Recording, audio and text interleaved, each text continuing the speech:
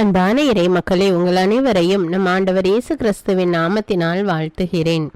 ஒவ்வொரு நாளும் நம்மை பாதுகாத்து பராமரித்து வருகிற இறைவனுக்கு நன்றி அறிதலாக தினமும் மாலையில் குடும்பமாக ஒன்று சேர்ந்து குடும்ப ஜெபம் ஜெபிக்க வேண்டும். அவ்வாறு குடும்பமாக நாம் ஜெபிக்கும் போது ஆண்டவர் நம்மையும் நம்முடைய குடும்பத்தையும் இன்னும் அதிகமாக ஆசீர்வதிக்கிறார். இதுவரை நீங்கள் குடும்பமாக ஒன்று கூடி ஜெபிக்கவில்லை என்றால் இன்று முதல் குடும்ப ஜெபம் ஜெபித்து இறையாசீர் பெறுங்கள்.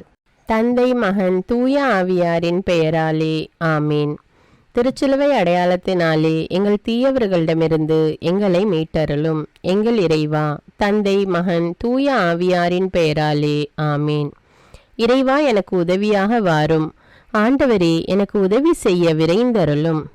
தந்தைக்கும் மகனுக்கும் தூய ஆவிக்கும் மாட்சிமை உண்டாவதாக. தொடக்கத்தில் இருந்தது போல் இப்பொழுதும் எப்பொழுதும் என்றென்றும் இருப்பதாக ஆமேன். திருப்பாடல்கள் 103. நெஞ்சே, நீ ஆண்டவரை வாழ்த்துவாயாக. என் அகத்துள்ளதெல்லாம் அவரது திருப்பெயரை வாழ்த்துவதாக. என் ஆன்மாவே ஆண்டவரை வாழ்த்துவாயாக. என் ஆன்மாவே ஆண்டவரை வாழ்த்துவாயாக. அவர் செய்த நன்மைகளையெல்லாம் மறவாதே. என் ஆன்மாவே ஆண்டவரை வாழ்த்துவாயாக. அவர் உன் பாவங்களையெல்லாம் மன்னிக்கிறார், உன் நோய்களையெல்லாம் குணமாக்குகிறார், உன் உயிரை அழிவினின்று மீட்கிறார், அருளாலும் இரக்கத்தாலும் உன்னை சூழ்கிறார். என் ஆன்மாவே ஆண்டவரை வாழ்த்துவாயாக. நன்மைகளால் உன் வாழ்வை நிறைவுபடுத்துகிறார், கழுகுகளின் இளமையைப் போல் உன் இளமையை புதுப்பிக்கிறார். என் ஆன்மாவே ஆண்டவரை வாழ்த்துவாயாக. நீதியின் செயல்களை புரிகிறார் ஆண்டவர், துன்புற்றோர் யாவருக்கும் நீதி வழங்குகிறார். மொயிசனுக்கு தம் வழிகளை வெளிப்படுத்தினார், இஸ்ரவேல் மக்களுக்கு தம் செயல்களை விளங்க செய்தார். என் ஆன்மாவே ஆண்டவரை வாழ்த்துவாயாக. ஆண்டவர் இரக்கமும் கருணையும் உள்ளவர், சினம் கொள்ள தாமதிப்பவர், ஏராளமான காருண்யம் கொண்டவர், ஓயாமல் கடிந்து கொள்பவர் அல்ல, முடிவின்றி கோபம் காட்டுபவர் அல்ல. என் ஆன்மாவே ஆண்டவரை வாழ்த்துவாயாக. நம்முடைய பாவங்களுக்கு ஏற்றபடி நம்மை தண்டிப்பதில்லை, நம் குற்றங்களுக்கு தக்கபடி நமக்கு ஆக்கினை இடுவதில்லை. என் ஆன்மாவே ஆண்டவரை வாழ்த்துவாயாக.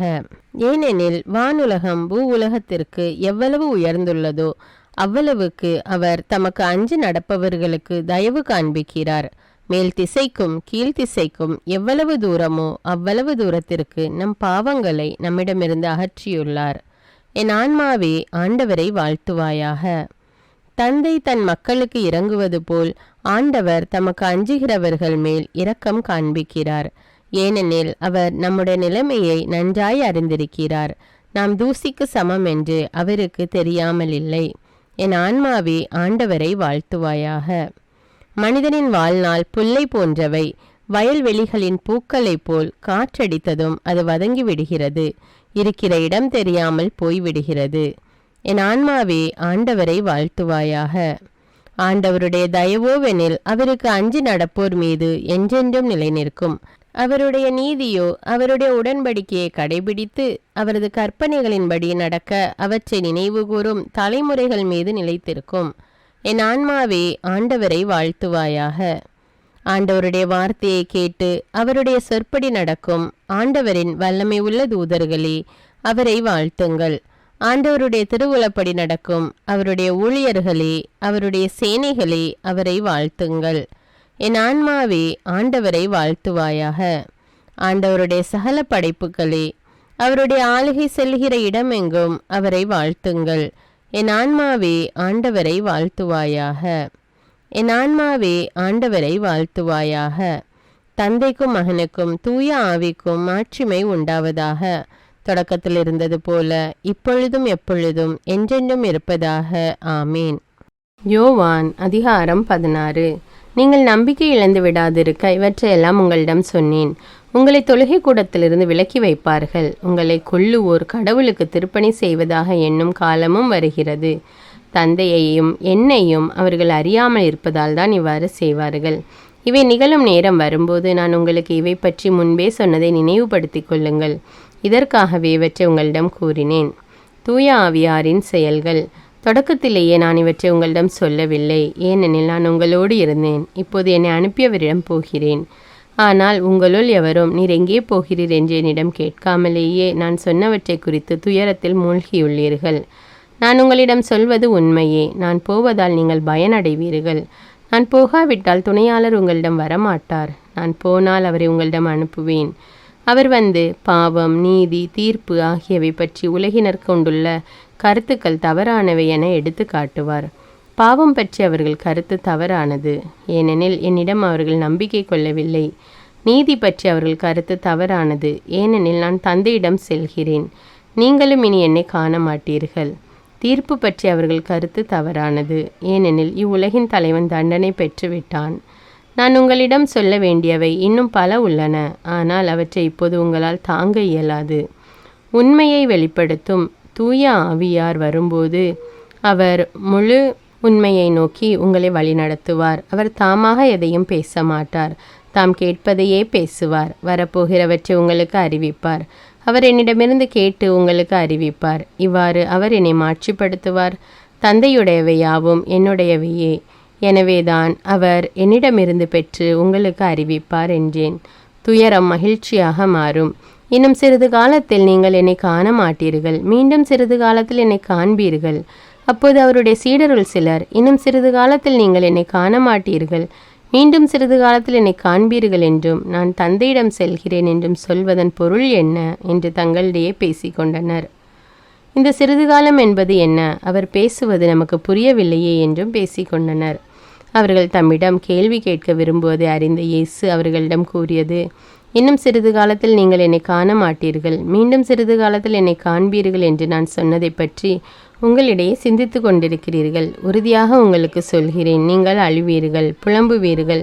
அப்போது உலகம் மகிழும், நீங்கள் துயருறுவீர்கள், ஆனால் உங்கள் துயரம் மகிழ்ச்சியாக மாறும். பிள்ளையை பெற்றெடுக்கும் போது தாய் தனக்கு பேறுகாலம் வந்துவிட்டதால் வேதனை அடைகிறார். ஆனால் பிள்ளையை பெற்றெடுத்த பின்பு உலகில் ஒரு மனித உயிர் தோன்றியுள்ளது என்னும் மகிழ்ச்சியால் தம் வேதனை அவர் மறந்து விடுகிறார். இப்போது நீங்களும் துயருறுகிறீர்கள், ஆனால் நான் உங்களை மீண்டும் காணும்போது உங்கள் உள்ளம் மகிழ்ச்சி அடையும். உங்கள் மகிழ்ச்சியை யாரும் உங்களிடமிருந்து நீக்கிவிட முடியாது. அந்நாளில் நீங்கள் என்னிடம் எதையும் கேட்க மாட்டீர்கள். நீங்கள் என் பெயரால் தந்தையிடம் கேட்பதையெல்லாம் அவர் உங்களுக்கு தருவார் என உறுதியாக உங்களுக்கு சொல்கிறேன். இதுவரை நீங்கள் என் பெயரால் எதையும் கேட்டதில்லை. கேளுங்கள், பெற்றுக்கொள்வீர்கள். அப்போது உங்கள் மகிழ்ச்சியும் நிறைவடையும். உலகின் மீது வெற்றி கொள்ளல்.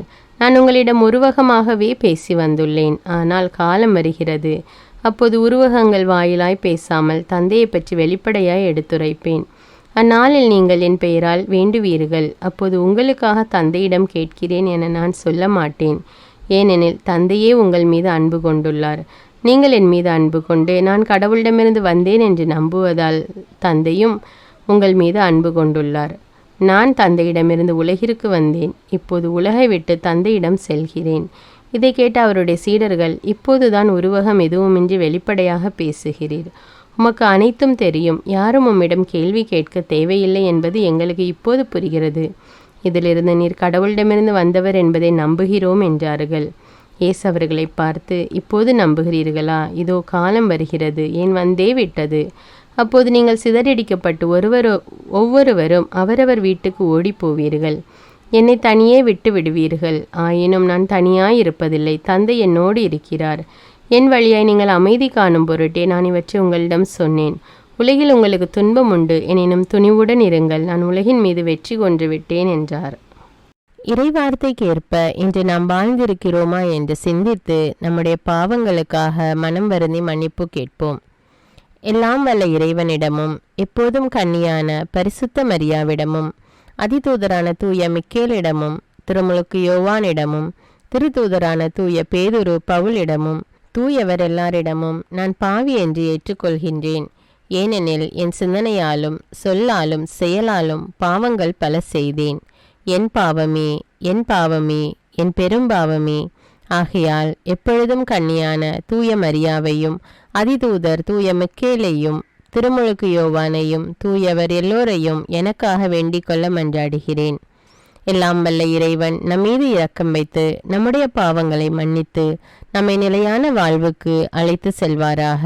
ஆமேன். எல்லாம் வல்ல இரக்கமுள்ள ஆண்டவர் நமக்கு பாவ மன்னிப்பும் பொறுத்தலும் விமோச்சனமும் அளிப்பாராக. ஆமேன். குடும்ப மன்றாட்டு. ஆண்டவர் உலக பெரும் குடும்பமான மானிடத்தின் மீதும் அவருடைய அன்பு குடும்பமாகிய திருச்சபை மீதும் குறிப்பாக அவருடைய பெயரால் இங்கு கூடியிருக்கும் நம் குடும்பத்தின் மீதும் தம் அருட்கொடைகளை பொழிந்தருளுமாறு மன்றாடுவோம். இக்குடும்பத்தில் உறுப்பினர் எல்லோரும் ஒருவருக்கொருவர் அன்பிலும் தேவ அருளிலும் நிலைத்திருக்க வேண்டுமென்று உம்மை மன்றாடுகிறோம். ஆண்டவரே, எங்கள் மன்றாட்டை கேட்டருளும். பகையாலும் விரோதத்தாலும் பிரிந்து வாழும் குடும்பங்களை எல்லாம் உமது திருக்குடும்பத்தின் ஒற்றுமைக்கும் அன்பு வாழ்வுக்கும் அழைத்து கூட்டி சேர்க்க வேண்டும் என்று உம்மை மன்றாடுகிறோம். ஆண்டவரே, எங்கள் மன்றாட்டை கேட்டருளும்.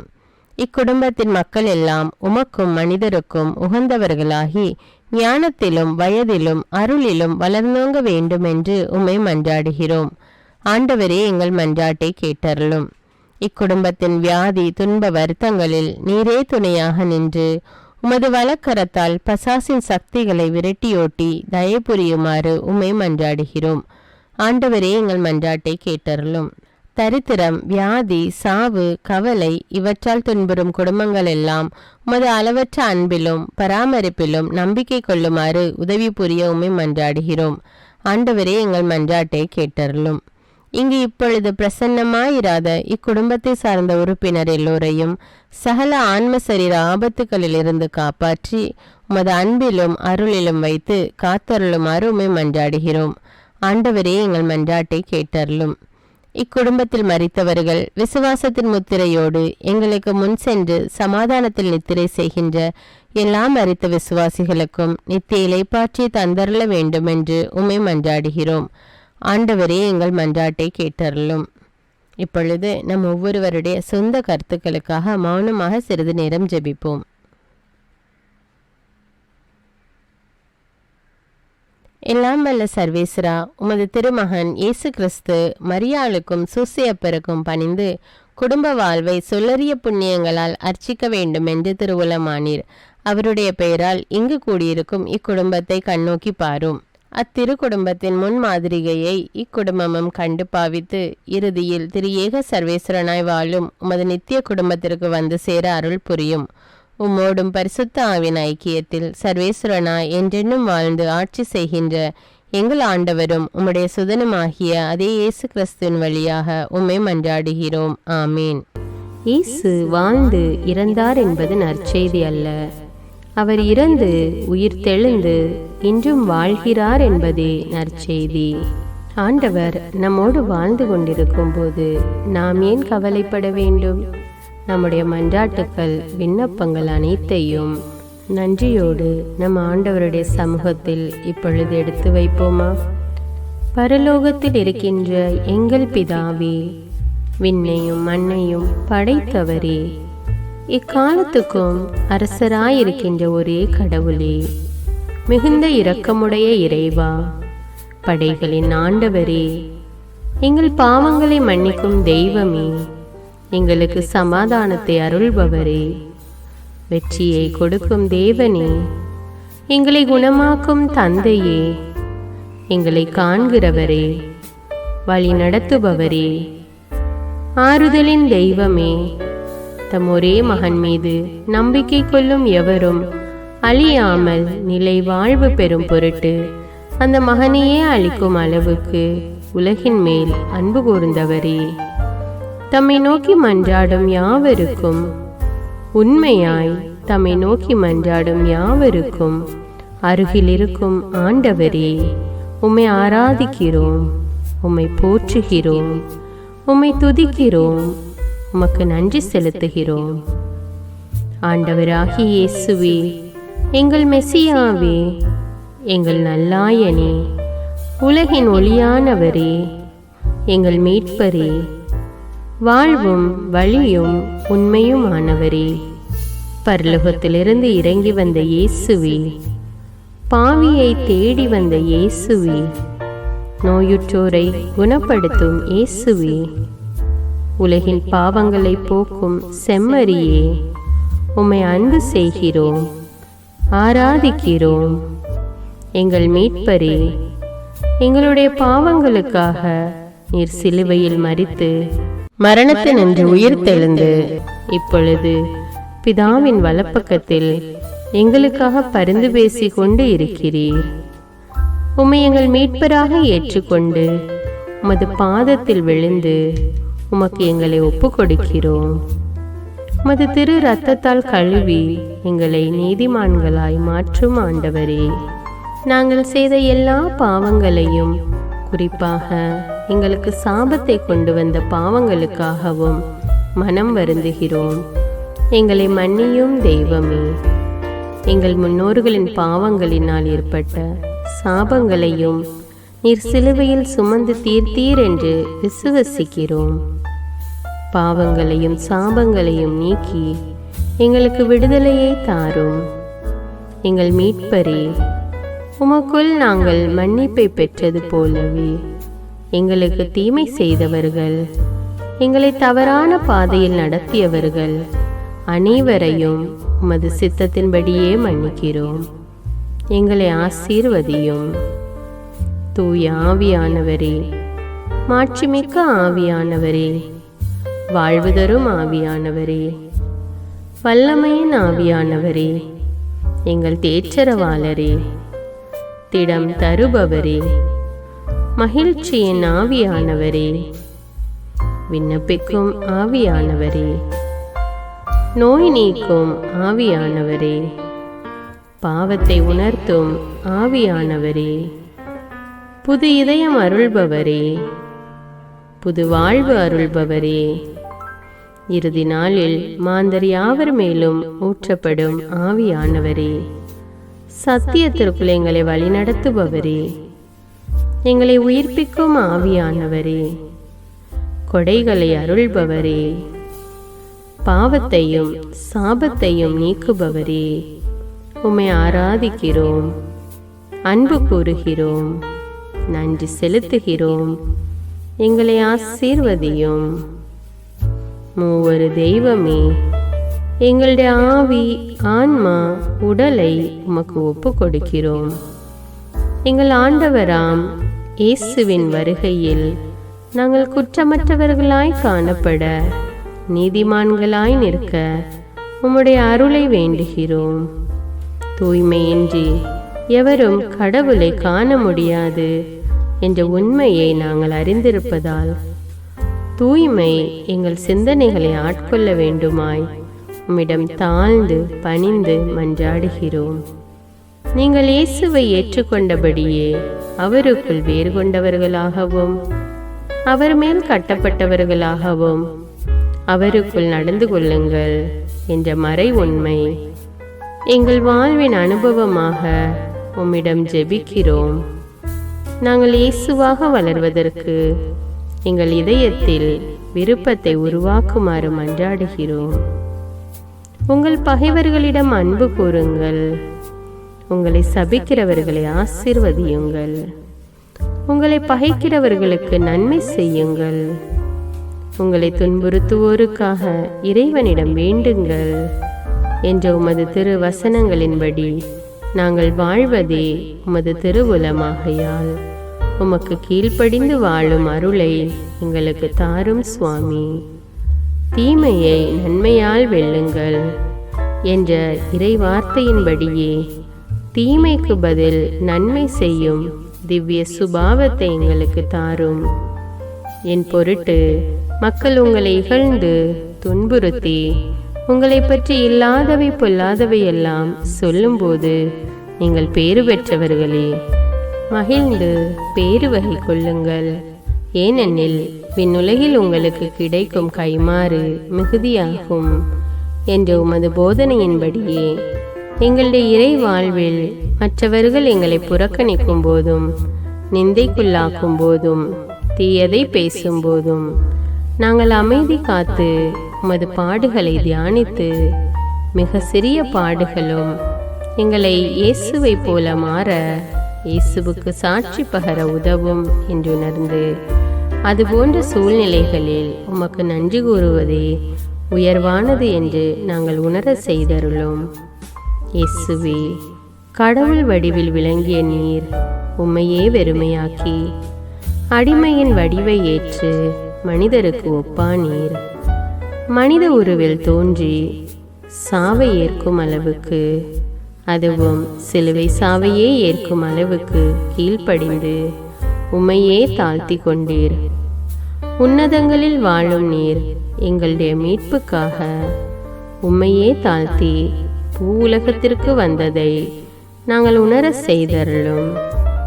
உமது தாழ்மையையும் தூய்மையையும் நாங்கள் அணிந்து கொள்ள எங்களுக்கு அருள் தாரும். மற்றவர்கள் உயர்விலும் மேன்மையிலும் நாங்கள் மகிழ்வடையும் மனதை எங்களுக்கு தாரும். பிதாவின் திருவுளத்தை நிறைவேற்றுவதே என் உணவு என்றுரைத்த இயேசுவே, பெருமையையும் சுயநீதியையும் எங்களிடமிருந்து நீக்கி தேவ நீதியை எங்களுக்குள் வைத்தருளும். மற்றவர்கள் எங்களுக்கு என்ன செய்ய வேண்டும் என்று நாங்கள் விரும்புகிறோமோ அதையே அவர்களுக்கு செய்ய வேண்டும் என்ற உமது போதனைக்கேற்ப மற்றவர்களுக்கு நன்மை செய்யவும் உதவவும் கொடுக்கவும் எங்களுக்கு உதவியருளும். எங்கள் ஆண்டவரே, நாங்கள் மீட்பின் அனுபவத்தோடு என்றும் வாழ, பாவ மன்னிப்பின் நிச்சயத்தை தொடர்ந்து அனுபவிக்க, பகைவர்களையும் அன்பு செய்ய, வேதனையுறும் உள்ளங்களுக்கு மகிழ்ச்சியை அளிக்க, எதிர்பார்த்த ஒன்று நடவாத போதும் அமைதியுடன் வாழ, காரியங்கள் போதுமான அளவு நடைபெறாத போதும் பொறுமையுடன் வாழ வேண்டும் என்றே நிந்தைக்குள்ளாக்குபவர்களிடமும் கனிவு காட்ட, புறக்கணிப்பவர்களுக்கும் நன்மை செய்ய, நண்பர்கள் உண்மையற்றவர்களாக மாறும்போதும் நாங்கள் உண்மையுடன் இருக்க, கடுமையான சோதனைகளிலும் தன்னடக்கத்துடன் வாழ, தூய கோலத்துடன் உம்மை வழிபட, விசுவாசத்திலிருந்து மகா விசுவாசமான வாழ்விற்கு கடந்து செல்ல, ஜப வீரர்களாய் வாழ, இயேசுவின் சீடர்களாய் வாழ, இயேசுவுக்கு சாட்சி பகர மன்றாடுகிறோம். எங்கள் விண்ணப்பங்களை ஏற்று ஆசீர்வதியும். எதை பற்றியும் கவலைப்பட வேண்டாம். ஆனால் நன்றியோடு கூடிய இறைவேண்டல், மன்றாட்டு ஆகிய அனைத்தின் வழியாகவும் கடவுளிடம் உங்கள் விண்ணப்பங்களை தெரிவியுங்கள். அப்பொழுது அறிவெல்லாம் கடந்த இறை அமைதி கிறிஸ்து இயேசுவோடு இணைந்துள்ள உங்கள் உள்ளத்தையும் மனத்தையும் பாதுகாக்கும் என்ற உமது கட்டளையின்படியே எங்கள் விண்ணப்பங்களை உமது பாதத்தில் சமர்ப்பிக்கிறோம். குறிப்பாக இப்பொழுது உங்களுடைய விண்ணப்பங்கள் என்னவென்று மௌனமாக கூறுங்கள். சர்வ வல்லவரே, விண்ணப்பத்தை கேட்பவரே, இரக்கங்களின் கடவுளே, ஆசீர்வதிக்கிறவரே, அற்புதங்களையும் அதிசயங்களையும் செய்பவரே, உமது திருவுளத்தின்படியே எங்களை ஆசீர்வதியும். உம்மை நாங்கள் காண்பதற்கு எங்கள் கண்களை தூய்மையாக்கும். உமது குரலை நாங்கள் கேட்பதற்கு எங்கள் செவிகளை திறந்தருளும். எங்களுக்கு ஆறுதலையும் தேறுதலையும் சமாதானத்தையும் தந்து ஆசீர்வதியும். உமக்கு நன்றி செலுத்துகிறோம். கோடானு கோடி நன்றி செலுத்துகிறோம்.